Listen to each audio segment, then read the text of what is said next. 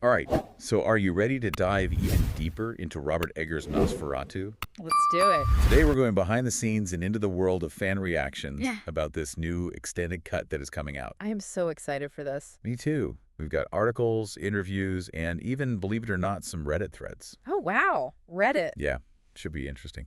So let's get started. Sounds good. Okay, first off, we have confirmation directly from Eggers himself Oh, nice. that an extended cut is coming to Blu-ray. Excellent. He mentioned this in an interview with Esquire UK. Okay. And even teased a scene involving Count Orlock that was cut from the theatrical release. Interesting. Now, to preserve tension, but here's where it gets interesting.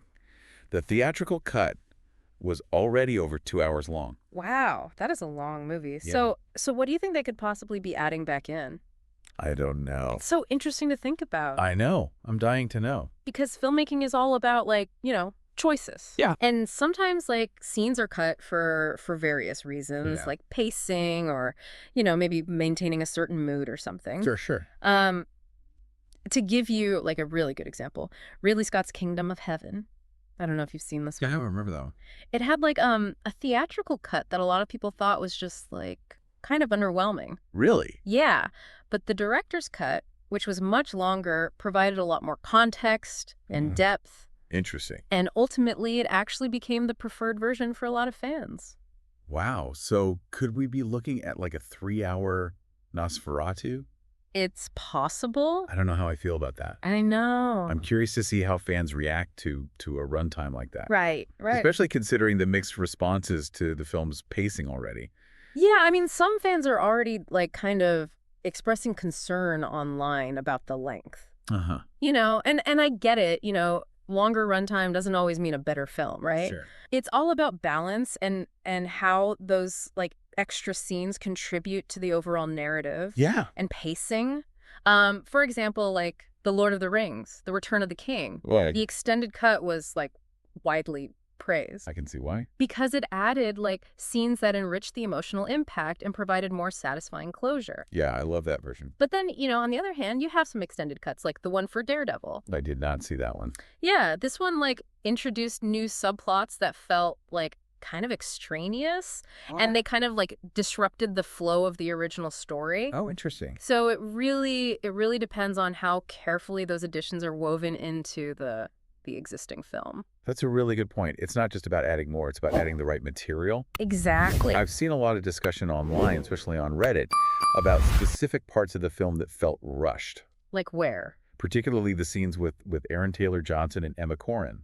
Yeah, their roles do seem to be, like, somewhat underdeveloped in the theatrical cut. Right. Some fans have even speculated that their, like, storylines might have been, like, significantly trimmed down. It's interesting. It's possible that, like, the extended cut will, like, flesh out their characters more Okay. and provide, like, more context for their motivations, Yeah. which could potentially address some of the pacing issues that people have pointed out. I think that would be really interesting to see. Right. Especially since, like, some viewers felt that the middle section of the film dragged a bit. Yeah, that middle act of a film can be tricky sometimes. Totally. It needs to keep the momentum going, but it also has to set up the climax. Exactly. So if, like, those additional scenes with Taylor Johnson and Corrin, if they add, like, more intrigue or raise the stakes even higher, it could definitely improve the flow. For sure. It all comes down to how Eggers uses those extra minutes to enhance the storytelling, Yeah, it's going to be interesting to see. Definitely. Welcome back to our deep dive on Nosferatu. So, while we're talking about pacing, Yeah. I've seen, like, a lot of chatter online about the beginning and end of the film, Right. especially on Reddit. Some people are saying that the first act is, like, a bit slow. Oh, really? Other people think it sets the stage perfectly for all the horror that's to come. Right. I've seen both sides of it. Yeah, interesting. Some people definitely prefer, like, a quicker pace. Sure. But I actually really enjoyed the slow burn of that first act. I did too. I thought it was really effective. It let the atmosphere of dread build gradually. Yeah. So when the scares actually did come, Yeah. they hit even harder. Yeah, that slow burn approach, that's kind of like a hallmark of Eggers' style, isn't it? Yeah, I think so. It's like he's making a deliberate choice Uh-huh. to prioritize atmosphere and psychological tension Yeah. over jump scares. Over gore? He really is a master at creating a sense of unease. Like, that lingers long after the film is over. Yes, for sure. Yeah. Like, think about his previous films, The Witch in the Lighthouse. Oh, yeah. They both use that same technique to great effect. Oh, absolutely. He just, like, draws you into the world so gradually, you know? And by the time things start to get really creepy, you're already completely immersed in it. Yes. And speaking of unsettling, let's talk about Count Orlock himself. Oh, yeah. Bill Skarsgård's performance has been, like, such a major talking point. He's really mesmerizing as the Count, isn't he? Yeah. It's amazing how he manages to convey both the monster's terrifying power, Yeah. but then also there's this like strange vulnerability. Uh-huh. You see these glimpses of something almost human in his eyes, which Yeah. makes him even more unsettling, you know? Yes. And he does it all under those layers of prosthetics and makeup. I know. Can barely even recognize him. It's incredible. But his physicality Yeah. and that voice, Oh, that haunting voice. it really brings the character to life. Yeah, it's definitely a far cry from like the more romanticized vampires we've seen in recent years. Totally. Eggers Count Orlock is just like pure primal terror. Yes. You know, he embodies the darkness and the disease that's plaguing the town, Yeah. both literally and metaphorically. Yeah. And speaking of the plague, Yeah, it plays such a crucial role in the film. it does. I wonder if the extended cut will delve even deeper into the historical context of the Black Death Oh, that's interesting. and how it, like, mirrors all of our contemporary anxieties Oh, for sure. Yeah. about pandemics Yeah. and societal collapse. That's a great point. The plague, it's like this backdrop of fear and uncertainty. Mm-hmm. Throughout the film, it mirrors the character's inner turmoil Totally. and the sense of impending doom that's hanging over the town. Yes. It's almost like a character itself, isn't it? It is. It is. Yes. And with all the global health scares that we've seen, in recent years, it's a theme that resonates very, very strongly Yeah. with modern audiences. Absolutely. Eggers, he just has this like knack for tapping into those primal fears. Yeah. That transcend time and place. Yeah. He connects historical events to contemporary anxieties. Yeah. So his films feel both timeless and incredibly relevant. Totally.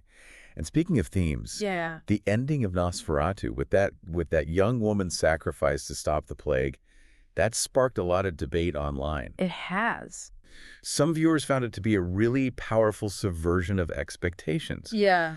while others questioned if it actually aligned with the themes presented throughout the film. Right. It's definitely an ending that lingers in your mind, right? It does. It makes you think about all the different possible interpretations. Right. Like, on one hand, it Yeah. could be seen as a commentary Uh-huh. on the societal pressures that women faced, Yeah. particularly, in that historical context Sure. where they often had limited agency. Yep. But on the other hand, Yeah. it could be viewed as a necessary act of defiance Uh-huh. against an unstoppable force of evil. Yeah, I've seen both interpretations discussed online. Yeah. Some viewers felt that the ending really empowered Ellen, Uh-huh. while others saw it as like this tragic consequence of her limited choices. Right. Right. It's so interesting how a single scene can evoke such diverse reactions and interpretations. And that's the beauty of a well-crafted film, It sparks these conversations and leaves room for individual interpretation. Yeah. It doesn't just hand you all the answers, Yeah. It invites you to engage with its complexities and draw your own conclusions. Speaking of engaging with the film's complexities, Yeah. I've been blown away by the visuals and the sound design. Oh my gosh, the cinematography, It's breathtaking. it's stunning. Every shot is like a painting, It is. It is. The use of natural lighting and shadow Yeah. creates such a palpable sense of atmosphere. And Eggers' commitment to historical accuracy Yes. extends to his visual choices. Right. He opted to shoot on 35 millimeter film, I heard about that. which adds a layer of grain and texture Okay. that enhances the film's timeless quality. Right. It's a visual style that's both beautiful and unsettling. Yeah. It perfectly captures that Gothic aesthetic of the vampire myth. And the score, Oh, the score. composed by Mark Mark Corbin. Corbin, yeah. It's masterful. It's like this eerie, unsettling tapestry of sound that really gets under your skin. That- It evokes a sense of Gothic grandeur and impending doom Yeah. that just, like, complements the visuals perfectly. Corvin, he's just a master at creating soundscapes, that evoke specific moods and emotions. Right. Like his score for The Witch Oh, yeah. was equally chilling. It was. So it's no surprise that Eggers, wanted to collaborate with him again. Yeah. On Nosferatu, the score, it's as much a character in the film as any of the actors. It's true. And together, like, the visuals and the music create this immersive sensory experience that just draws you in. It does. It's no wonder that people are having, like, such strong reactions. Right. It's a film that demands to be felt. It does. Not just watched. And that brings us back to the upcoming extended cut. Yeah. It's going to be so fascinating to see how those additional scenes impact the overall experience. Right. Will they amplify the film's strength? Yeah. Or potentially create new imbalances? Who knows? We'll have to see. It's like we're about to embark on a whole new journey I know. with the film. And it's so exciting to think that we might gain even deeper insights into Eggers' vision and this complex world that he created. It's a reminder that even when a film has been released and discussed, there's always more to uncover, more layers to peel back. And the extended cut offers us this unique opportunity to revisit the film with fresh eyes and perhaps discover new nuances that we missed before. Before we move on to our final thoughts on Nosferatu and his legacy, let's just take a quick moment to reflect on what we've talked about so far. Sounds good. So far, we've delved into the anticipation and anxiety surrounding this upcoming extended cut. Right. We've considered the impact of those added scenes on pacing and character development. And we've explored how Eggers, so masterfully blends historical context with contemporary anxieties to create a film that is both unsettling and thought-provoking. It's been a really insightful deep dive so far. It has. I can't wait to see what conclusions we reach in our final analysis. Me too. We've covered so much ground already, but now I kind of want to shift gears a bit and talk about the legacy of Nosferatu. Okay.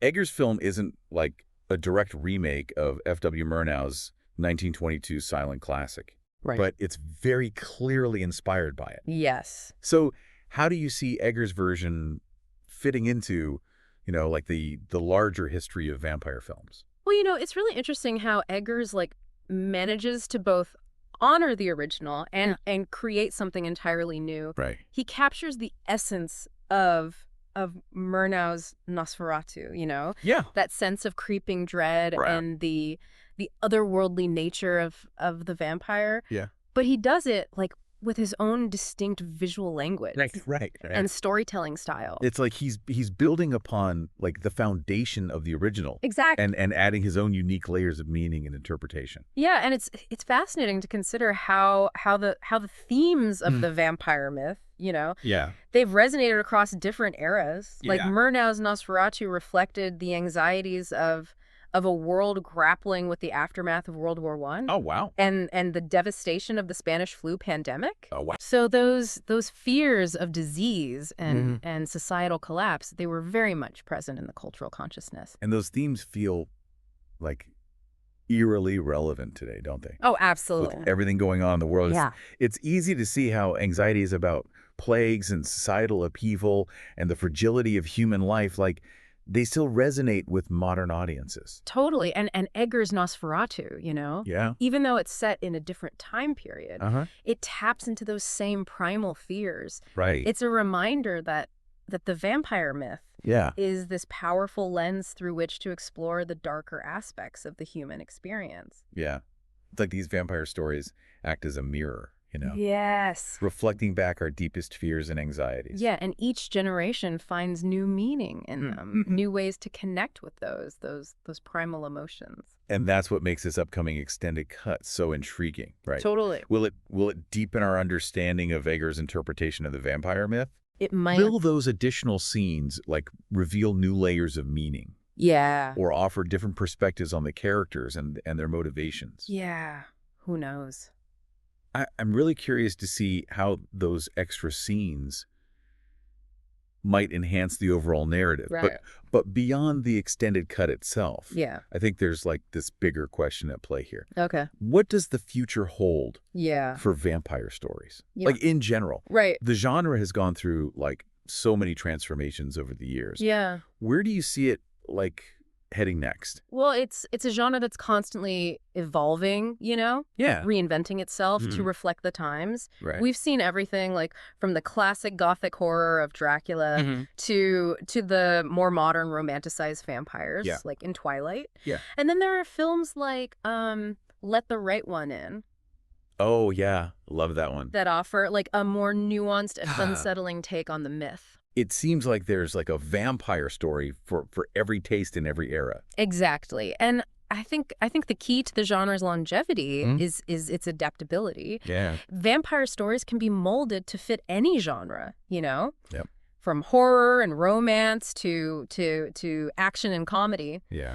As long as there are stories to be told about the human condition, our fears, our desires, our eternal struggle against darkness, I think there will always be a place for vampires in our cultural imagination. So as we surface from this deep dive into Nosferatu, I want to leave our listeners with one final thought. Okay. We've discussed the upcoming extended cut, the mixed reactions to the film, and the enduring power of the vampire myth. Yes. But what does all of this say about the challenges of creating art that appeals to a diverse audience? It's a good question. Does a director have an obligation to cater to those expectations? Right. Or should they just stay true to their own artistic vision? That's a question that every artist grapples with. You know, there's always this tension between pleasing your audience and staying true to your own creative voice. But I think the most important thing is to create something that you believe in, Right. something that speaks to you on a personal level. And if you do that, the rest will follow. Well said. I think Eggers has certainly achieved that with Nosferatu.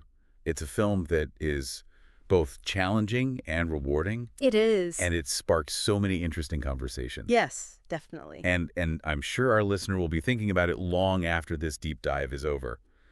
And who knows, maybe this will inspire them to seek out some of those other vampire films that we mentioned. Yeah. And explore the rich history of this fascinating genre. Absolutely. That's it for our deep dive today. Thanks for listening. Until next time.